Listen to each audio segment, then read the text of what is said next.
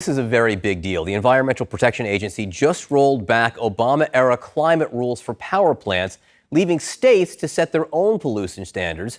The move fulfills part of President Trump's promise to help the coal industry, but will likely face fierce legal challenges. CNN's Bill Weir with more.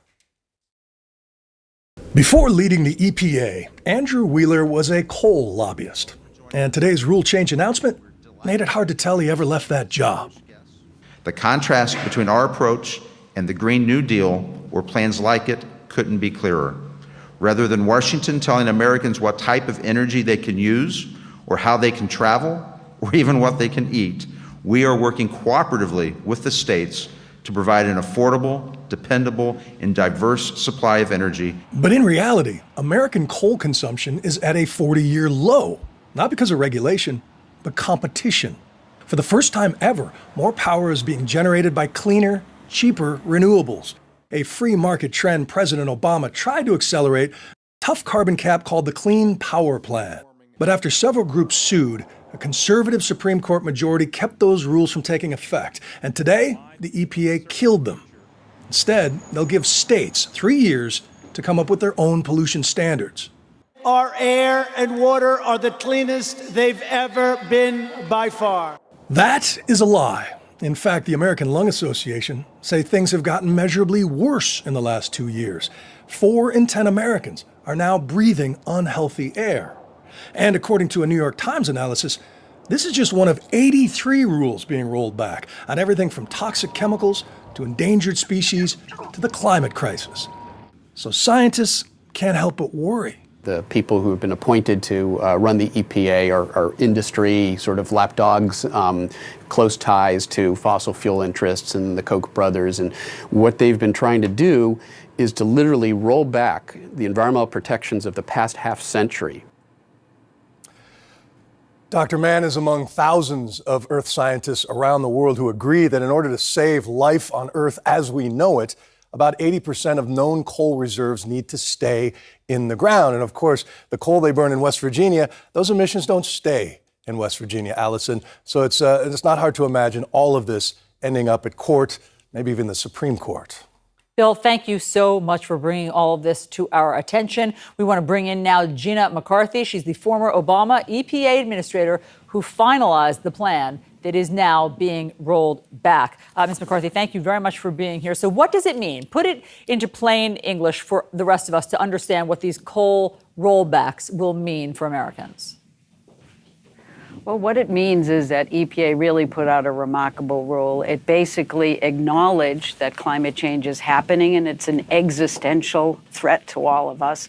And then it did absolutely nothing to require reductions. In fact, it relied on where energy projections are about where the market is heading. It looks pretty good, so they decided they needed to do very little other than send a signal to states that they had to consider now investing in old coal-fired power plants so they could actually pollute more.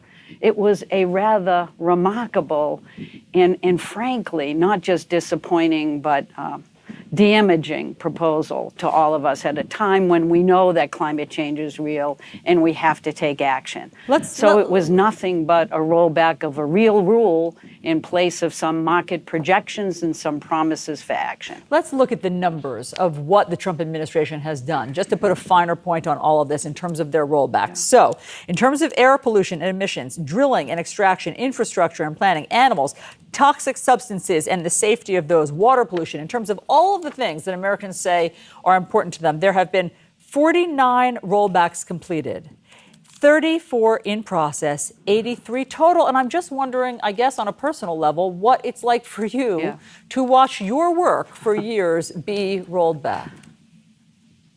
Well, it's obviously distressing, but more because the mission of the agency is really about protecting public health and the natural resources we depend on. When they ignore science, when they fail to take action moving forward, when they tell us that our future is somehow to go back to dirty coal, It just amazes me that they can sit in that agency at EPA and work with that career staff and not want to perform the mission they were given, which is to protect human beings and to keep us safe.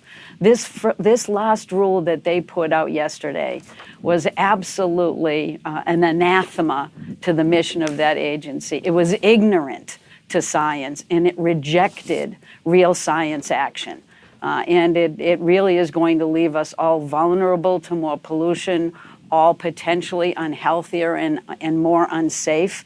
And it's going to make the U.S. continue to be the one country in the world that is admittedly not just doing nothing about climate, but trying to reverse the trend of clean energy and go back to pollution and go back to an increasingly unstable and dangerous planet. Yet President Trump describes himself as an environmentalist based on no evidence that we can find. Here's what evidence he gives. Listen to this. A report came out. Our water and our air today is cleaner than it ever was.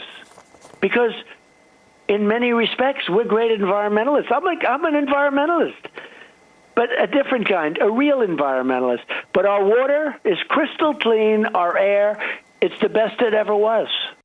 Your response? I wish that were true, is my response.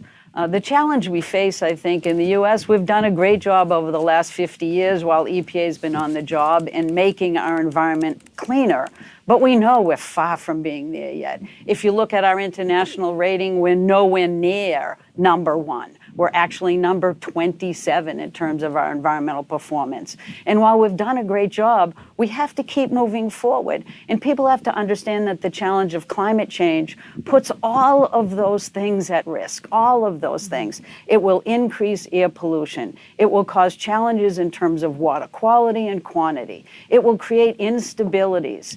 There are real challenges we have to face today. We need real facts, real science, a real agency that needs to be run by people that share the mission of that agency and make a real commitment. This president says a lot of things that are untrue. That's one of the biggest untruths that he can say, is that we're where we need to be and we're protecting our health and our population. Because we're simply not at this point. We're rolling everything back that we have relied on. Gina McCarthy, thank you for sharing your expertise and real knowledge with us. We appreciate it.